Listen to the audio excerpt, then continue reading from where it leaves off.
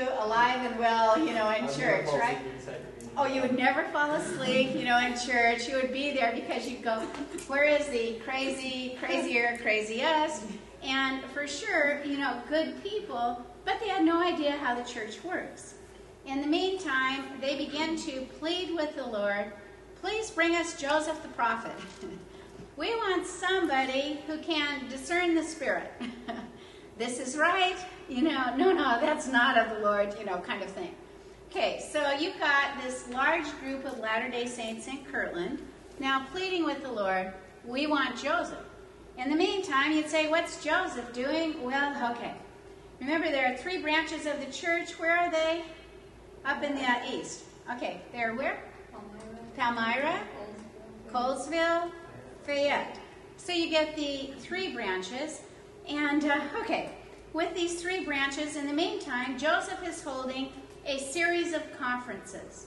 Today, the church holds conferences which months? October and April. It's like we divide the year in 6 months period, and notice it's not divided kind of how the government divides it, fiscal, kind of thing, but October and April. But back then, their meetings, when they got together, they called them conferences. So you'd say the church is organized in April of 1830. By June, there's a conference. By September of 1830, there's a conference. And by January of 1831, there is a conference. And during the conference, Joseph receives a revelation that it's time to gather. What does that mean? They've already gathered in these little groups like this. What does it mean? It's now time to gather. Okay, we're going to gather. We're going to keep the church all together. Why does the church gather? And typically, it's always you're going to build a temple. Okay, so it's going to be time to gather. Now, try and imagine. This is going to be pretty difficult for some people. And it used to be, when the missionaries would share the gospel, they would always share also, in addition, you will be baptized, and now it's time to gather. For example, my ancestors were gathered out of the British Isles to, can you name a gathering place? Nauvoo. Okay, in that case, good. Another gathering place, Missouri. Can you name another gathering place? Far West. Okay, Far West. Salt Lake City, good. How about over here, from all the islands, many people came. So gathering places. We as a church were gathering people until 1923. So try and imagine, you join the church, say, in England, and you come to America. You join the church in Scandinavia, and you would then come to Salt Lake City. You would join the church in Norway.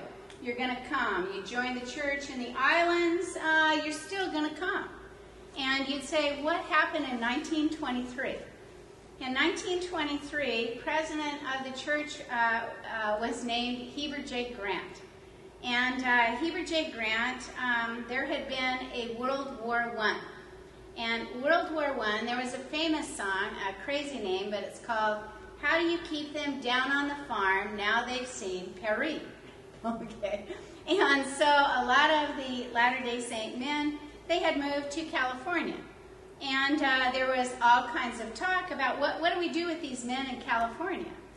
And what was even more interesting, they had organized a ward, and they called it the Hollywood Ward, and the bishopric of the Hollywood Ward would actually wear tuxedos on Sunday. So they would really, really dress up, and So, and what do you do with your farm? And Heber J. Grant went down to try and solve it.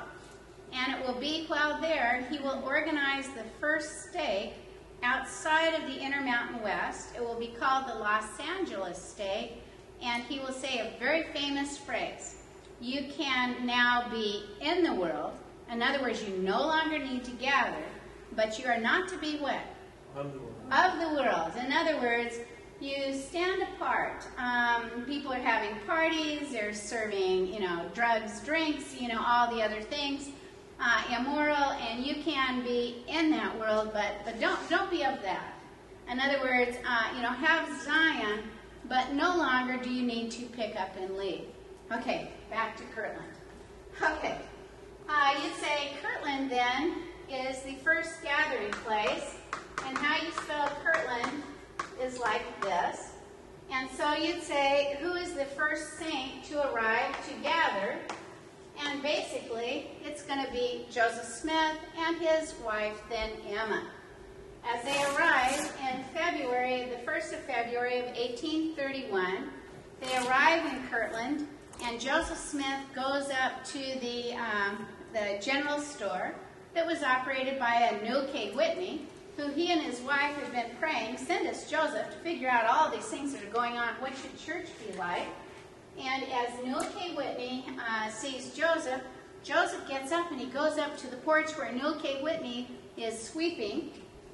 And at this point, Joseph says to Newell, without ever have seen him before, he says, Newell, thou art the man. And in Kirtland today, you can buy t-shirts that say, thou art the man. So, you always want to get those, but okay. So Joseph says to Newell, his first words in Kirtland, thou art the man. And Newell K. Whitney says, oh, sir, you have the better of me. I can't call you by name, as you have called me. And Joseph then said, I'm Joseph the prophet. Now, you prayed me here. What do you want of me?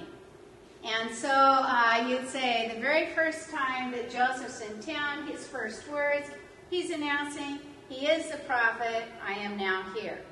If you were to look at our Kirtland period in the church, it goes from 1831 until 1837. And okay, so I'm now going to break up this time period so you can see kind of what's going on, and then I'm going to put Missouri across so you'll be able to see kind of a whirlwind of where do we go until our next test. You would say for Joseph Smith, he will live in Kirtland from 1831 to 1833. And, okay, well, all right. We'll back up a minute. Okay, because you know how you live one place and he visits and then he back. Okay, he moves to Kirtland in 1831. When he moves to Kirtland, his wife, Emma, is with him, and she is pregnant. She will deliver in Kirtland in 1831 twins. And unfortunately for Emma, like her first child, what did she name her first child? Alvin. Her twins will die within a few hours of their birth. Okay, and very, very difficult time for Emma. Okay, as a result, Joseph and Emma will adopt 2 children. So notice she's had 3 that she's buried, and in 1831, they will adopt children from a man whose name is Murdoch. And the children they will adopt, one is named Julia, and the other one, anybody name him? Joseph. Okay, and what's so interesting, this Joseph, he was named Joseph Smith after Joseph Smith, and so his name becomes Joseph Smith Murdoch Smith. And, okay, years later, Joseph F. Smith was asked, do you know the last name of Adam and Eve? And he wrote back and he said, I wish that all questions were that easy. He said, the name is Smith, of course. And, obviously a joke. But you'd say, who appears then to be doubly blessed? Joseph Smith, Murdoch Smith. Well, okay. In 1831, then, Joseph and Emma have had 5 children. They now have adopted 2. And suddenly, for Joseph, as he has arrived in town, he's had an incredible privilege. And the privilege is he's been able to take that Urim and Thummim and to read the Bible all the way through. And he said, quote, I saw it as it happened. As a result, he very much wants to translate the Bible from English to English, a most unusual translation, which means he wants to add in the plain and precious parts. But how do you do that in Kirtland? Because it's a gathering place. Every Tom, Dick, and Harry is coming into town, and Joseph, what do you want me to do? and you're going to find 48 revelations in the Doctrine and Covenants coming out of Kirtland. What's your typical revelation say? Go on a journey, which means, yeah, go on a mission, go on a journey. In other words, okay. But you'd say for Joseph, if he doesn't have somebody coming to visit, he's got Sidney Rigdon, who's now his scribe to the Bible translation. How come it's not Oliver? Where's Oliver? He's on a mission. He's out there in Missouri. So he's got Sidney Rigdon, and adding to it, he's now got Emma with twins saying, help me. Okay, Joseph begins to pray. Can a place open up that isn't at the gathering place, Kirtland, Ohio? And the answer is in September of 1831. So notice he arrives in February. In September of 1831, a place opens up in a place called Hiram, Ohio, and it is the John Johnson farmhouse. Joseph will be in Hiram, Ohio until March of 1832. So what you start to see in Hiram, Ohio, he's working on the translation of the Bible. What is the result of this? Not only do you get a Bible translation coming forward, but you get 16 revelations received by Joseph, found now in the Doctrine and Covenants, and they're coming out of Hiram, Ohio, and they have to do with what? Bible translation. You find it every single time. You can go there, Bible translation. What causes Joseph to leave Hiram, Ohio? And the answer is, in Hiram, he is tarred and feathered. Okay, got it? Okay, so by 1832, where's Joseph? He's now come back to Kirtland, and he will live in Kirtland until 1837. During the time that he lives there, the church will actually build its first church building. Anybody name it? Church of Christ. No, okay, no. Okay, wait, we know the name of the church. Okay, but wait a minute. What's the building they build in Kirtland? Kirtland Temple. And so the Kirtland Temple is actually the first, so a meeting house, a stake center, that is not your first building. The first building is the Kirtland Temple. Now, the word temple in Hebrew means palace. And actually, I don't think there's any place I see it better than here in, in the islands. Oh, you just look, you go up, the entrance, you're like, oh my goodness, truly it must be a palace. But the word temple means palace. And back then, this building of the Kirtland Temple, it had to be more beautiful than their homes. And if you've seen it, it's very small compared to, say, some of the temples that we have today.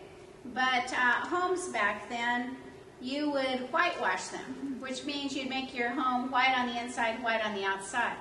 But if you were building a palace, you would build it with the most expensive to show that you loved the Lord, and as a result, the Kirtland Temple was very bright. You'd say women would break up their dishes and put it in the mortar around, so that it would glisten. And you can actually see this, on this temple here. But the other thing is that they painted the roof red, and they painted the window casings bright blue, and they painted the doors olive green. In other words, this is a temple. This is not like our house. This is something so beautiful that you'd have such a sense of awe even walking in. Well, Joseph Smith will dedicate that temple.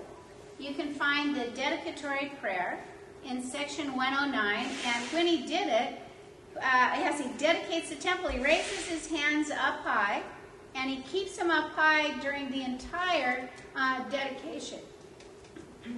After he had given the dedicatory prayer, the saints will then do what's called a Hosanna shout. And they took out their handkerchiefs, and Hosanna means God save us now. And you would describe it as a completely wonderful event happening then in the year 1836 while Joseph then living in Kirtland, Ohio. 1 week after that dedication, on April 3rd of 1836, Oliver Cowdery is now back from his mission, and Joseph and Oliver will go into that temple to now thank the Lord for coming and accepting this house as his abode. It will be at that time both men will see Jesus Christ. Who else do they see and receive additional priesthood keys? Elijah. Okay, Elijah. And, okay, so you get Moses. Moses, notice he brings the keys of gathering. And you'd say, oh, hold up, Moses, you're too late. We've been gathering since 1831, and you're showing up here in 1836. You missed it. You know? Okay, what does that mean? He brings the keys of gathering. Okay, gathering all the house of Israel, meaning the living and the dead.